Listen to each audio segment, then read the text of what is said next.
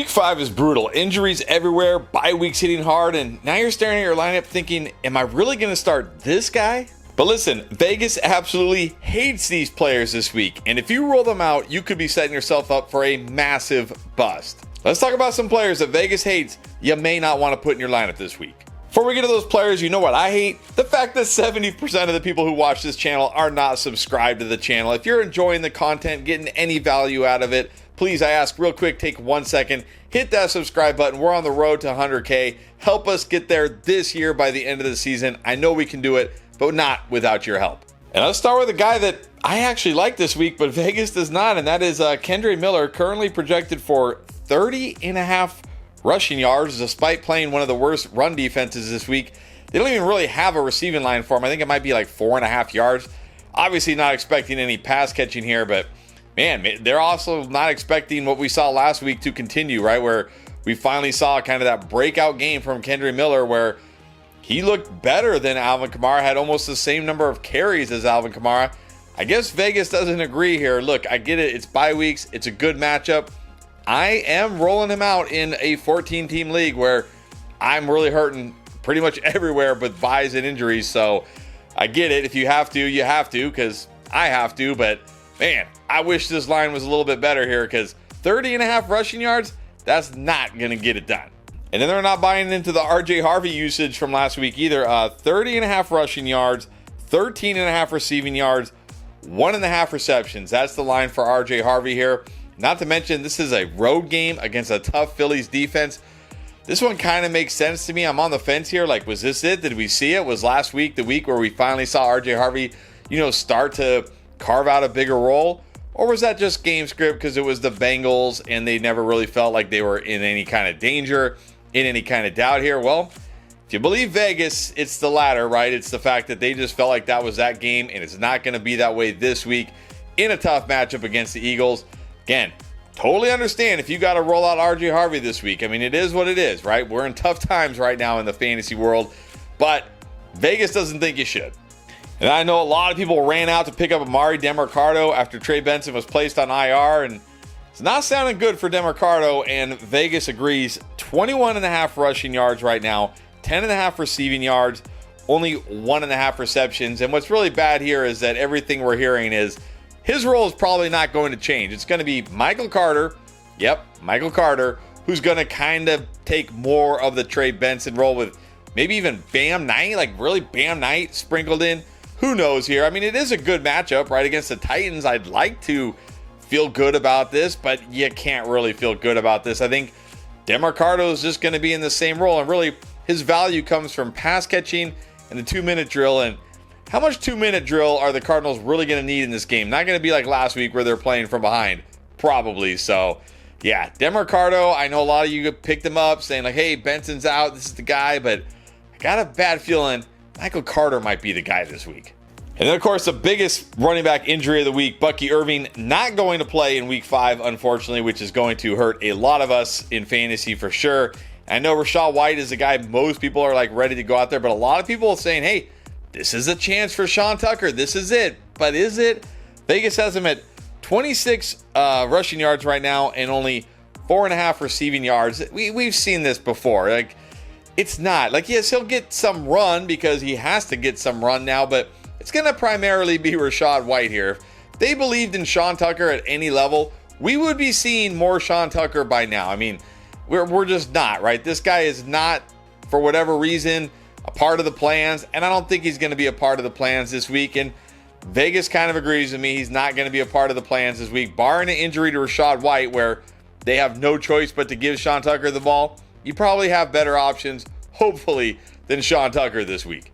And real quick, if you're hearing these lines and thinking, that doesn't seem right, I think the guy is going to go higher than that, go try Underdog Fantasy. That's where I'm getting these lines from. And if you join right now using promo code ENDGAME, not only are you going to get a free pick, Drake May just needs to do anything on Sunday, you win that pick. You're also going to get a deposit match up to $1,000 in bonus cash. Plus, right now, when you play just $5 on any pick'em, they're going to give you $100 in bonus funds, win or lose. This is a great time to go try Underdog Fantasy right now. Just make sure you join using promo code ENDGAME when you sign up. All right, another running back that we kind of thought maybe last week we're going to see it, right? We're going to see TreVeyon Henderson get more run, get more involved. Ramondre Stevenson, 2 fumbles. Antonio Gibson, a fumble. They got to give him the ball more. And nope, they didn't give him the ball more. And Vegas doesn't think it's going to happen this week either. 26.5 rushing yards, 18.5 receiving yards, 2.5 receptions. I mean, that's not horrible line compared to some of the other guys we talked about at least, but yeah, I don't know. It just doesn't seem like they're ready to make Henderson the guy yet. I get it. Again, it's week 5. We got buys. We got injuries. If you're in a pinch, at least he has that big play potential. At least he has that pass catching potential. But this is just going to be frustrating. Ramondre probably going to be the lead. Gibson's going to get more touches than we want. And we're going to have to probably continue to wait for the Henderson breakout this year. Then a lot of people kind of thinking like, hey, maybe Justice Hill, right? Like Lamar Jackson's out. The defense is horrible. They might be playing from behind. Okay, I mean, I guess that kind of makes sense. But Vegas is like, we do not agree here. They have Justice Hill at 10.5 rushing yards, 14.5 receiving yards, 2.5 receptions. So, yeah, they're not really buying into this. And look, it's Cooper Rush. This is bad for the entire offense, right? You got to think they're going to try to lean on Derrick Henry more this week. Not sure it's going to work. But can Houston really be blowing the Ravens out? Like, is this a game where they're going to be like so far behind that Derrick Henry is game scripted out and they're using Justice Hill? I don't think so. I don't think Houston's that kind of offense. And Vegas kind of agrees with me. So, yeah, if you were picking up Justice Hill as a desperation start this week, I mean, good luck if you start him, but not sounding good. And Vegas does not think you should be putting him in your lineup. Then what about Jordan Addison coming off a nice first game back from that suspension, right? Had that 80-yard catch that should have been a touchdown. Not sure how it wasn't, but I guess he's out of shape. Lost speed down the stretch there, but Vegas doesn't think he's doing that again. They have him at 42.5 receiving yards, just 3.5 receptions. This is a tough Browns defense, allowing the 8th fewest fantasy points to wide receivers, and he's still got Carson Wentz. Carson Wentz looks absolutely horrible in this matchup. I mean, again, with the way the landscape is this week, I get it if you're going to put him in and just hope for the best, but Vegas is telling us that the best might not be very good for Jordan Addison this week. So, in this matchup with Carson Wentz, definitely just a risky flex. And then a lot of people buying into the rookie connection with Dillon Gabriel and Isaiah Bond on the other side there, saying, hey, rookie quarterback, rookie wide receiver, maybe there's that connection. Vegas is like, we're not so sure about that. Isaiah Bond, 25.5 receiving yards,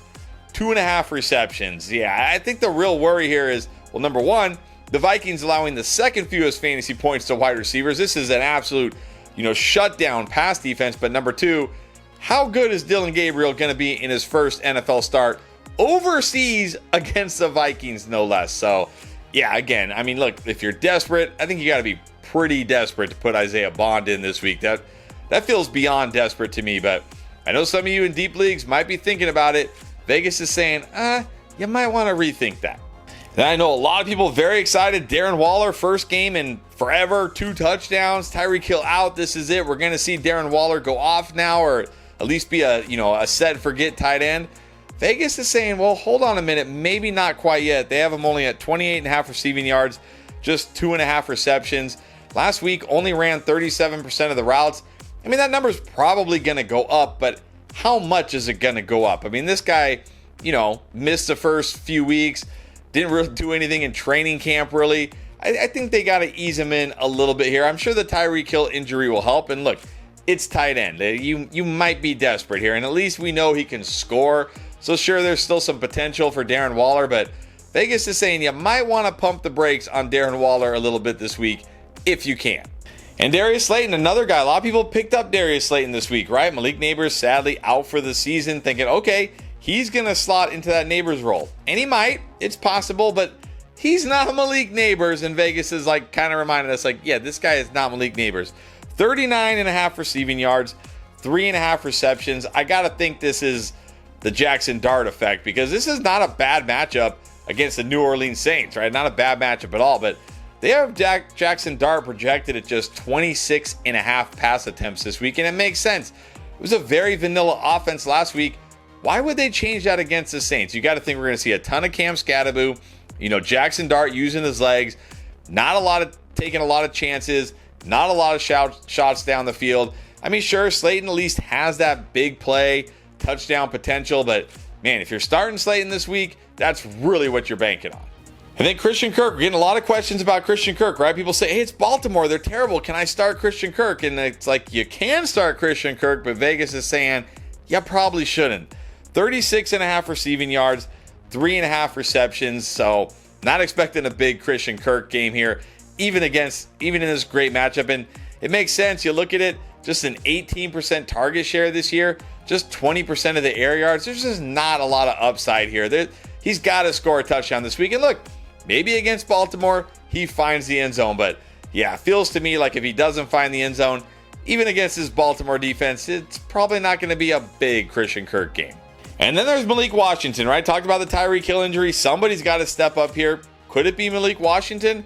Maybe. I mean, you look at it last week after Tyreek Hill left, he ran the second most routes. He's got speed, he's got upside, but Vegas is saying, well, does he? 31.5 receiving yards, just 3.5 receptions. I will say, though, like, I'm okay with Malik Washington this week if you need a dice roll flex. Like, at least he's got that home run ability. He's got that speed. They got to throw it to somebody here. It can't all go to Jalen Waddle and Devon Achane, or maybe it can. We'll see. But I think Malik Washington at least gives you upside potential if you're desperate this week. And let's be real, a lot of us are desperate this week. And then there's Alec Ayamanar. Again, we get a lot of questions about him, right? Because he scored a couple times this year, got that touchdown upside. But yeah, what else does he really have here? Vegas saying 32.5 receiving yards, just 3.5 receptions. And Calvin Ridley, I know, is questionable right now. We're probably not going to know if he's going to play or not until Sunday, but does it even matter? Like, if Calvin Ridley is out, is that even a big bump for Ayamanar? I don't think it really is here. So this is more about the offense, right? We need to see something change with the offense, and probably until they fire a bunch of coaches and just do something drastically different, we're not going to see a major change here unless Cam Ward suddenly becomes elite, and I don't think that's going to happen either. So again, he could score. We've seen him score, but man, another guy feels like he's just touchdown or bust. Then finally, Juju Smith-Schuster was a guy I was like, hey, maybe if you need to, you can roll him out this week. We've seen him get more involved the last couple of weeks. And then Vegas is like, yeah, you sure about that, Chris? You want to rethink this? 25.5 receiving yards? That is an absolutely terrible receiving line. And then I looked into it a little more because I was like, well, I think Jacksonville's like not very good against the slot. No, I was wrong. They're actually really good against the slot. 27th fewest fantasy points against slot wide receivers. Yeah, I don't know what I was thinking Juju could maybe be a good start this week. If you got Juju, sure, he could score, but again, they don't get to play the Ravens this week. They got to play the Jags. The Jags have a pretty good defense, honestly, this year. They look a lot better, so yeah, maybe best to leave Juju on the bench. All right, so there you go. There's some players that Vegas hates heading into week 5 here, but look, if you missed any of the videos for this week, which, why would you miss any of our videos? Don't worry, we got you covered. You can find them all in our week 5 playlist right here.